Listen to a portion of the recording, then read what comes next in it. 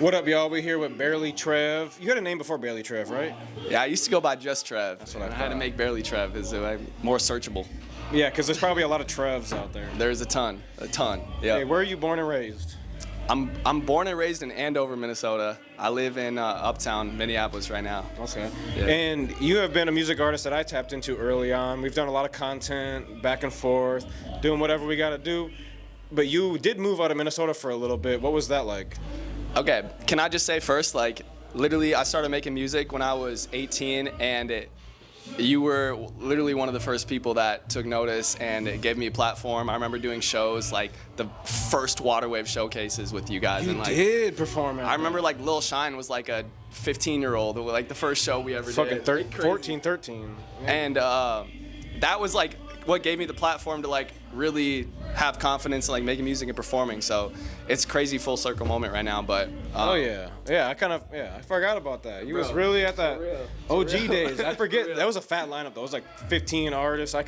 Yep. You were at that. That's crazy. Yep. Yeah, Crazy, man. But you've obviously grown through the Minnesota music scene. Yeah. You've had your hits, shooting your music videos around Minnesota, and then eventually you branch out of Minnesota and you moved. Like, what was that experience like?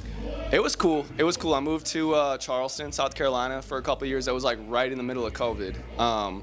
And I just moved out there for a job, and I was obviously like still doing music, still very active, but honestly it was crazy. Like, I learned very quick, like, we definitely take Minnesota for granted when we live here, Minneapolis specifically. Like, I mean, living in Charleston, like, it's not a big city, but it's not like a small town.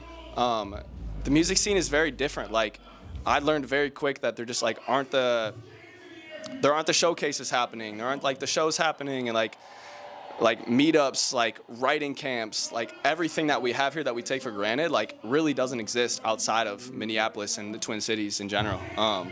And so I was there for 2 years, and I wouldn't say it like felt like a hinder to my music career, but it definitely felt like really good to be back in Minnesota when I eventually moved back like a year and a half ago. So like that was like the biggest learning lesson for me. So would you say that potentially people that aren't in big music markets moving to Minneapolis may be a good sense of trying to pursue your music career, or what would we need to become one of those hubs of, I'm going to move to the Twin Cities to pursue my music career?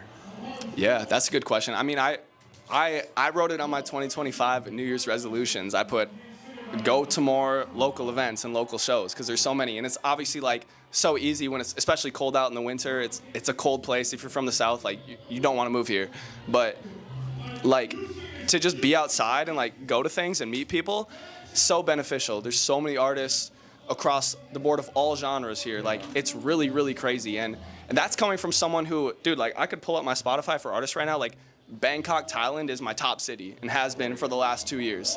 And like Minneapolis maybe isn't like the top 20, but just being here and feeling like I have a community here and feeling like I have people I can lean on, people that can hold me accountable.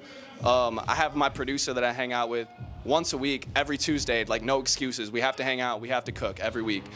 And it's just like having that community of people around you is so much more important than like being in a big music city or like trying to get out and like meet a bunch of big name people. Like, finding your community and growing with that community is like so much. It's the most important thing, I think. That's what I've learned. Facts. That's a lot of facts you just spit right there. I'm trying to spit. I'm on an interview. I had to get ready. I got some beer in me. I mean, I think this is probably my third different type of alcohol I've drank tonight. For all I know, I might be a little fucked up. But this is Barely Trev. This is Waterwave TV. Cheers to that. If you want to tap in with his music, you better, if you haven't already. He's very talented out of the state of Minnesota. There's a lot of talented acts that are on the stage tonight that you may have seen already in this video, or however you're watching. If you're watching this as a solo interview, and this is the outro, make sure you subscribe, like, and share. Follow. Is it at Barely Trev, or what's Barely yours? Trev. Barely Trev. Barely Trev. You're almost Trev. You're barely there. I tell people I'm like kind of Trev, but barely Trev. You're barely, like, you are Trev, but barely. You'd be surprised. You'd be surprised at the amount of people that will type Barley Trev. So that's me. Yeah, like a lot of people will do that, but barely Trev. There's an E before the L. So remember that. Barely Trev, E before the L. Tap in. We got 2 point Trev.